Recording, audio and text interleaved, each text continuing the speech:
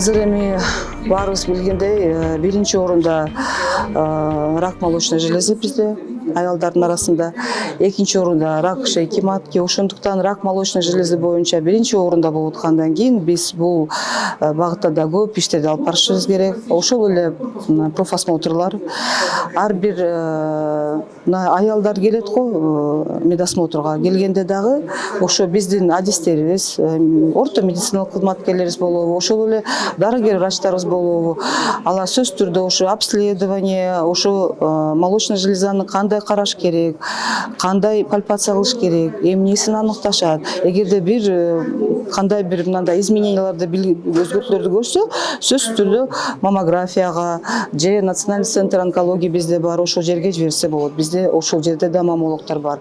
Сөзсүз түрдө жатын моюнча сырагы алдын алуу иштерди жүргүзсө болот. Бул иштер баягы эле биздин профосмотрлар, биз кайрадан ошо смотровой кабинеттерди кайрадан ачуу иштерди алып барышыбыз керек.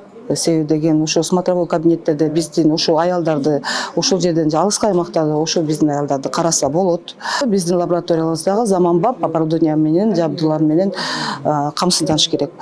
Ошол эле профилактика боюнча биздин вакцинация, биз 2022 жылдан баштадык. Мына вакцинация против ВПЧ, от вируса папиллома человека деп коет. Ошо вакцинацияны именно ошо биздин кыздарыбызга 9 жаштан 14 жашка чейин биз ушу вакцинацияны жасашыбыз керек.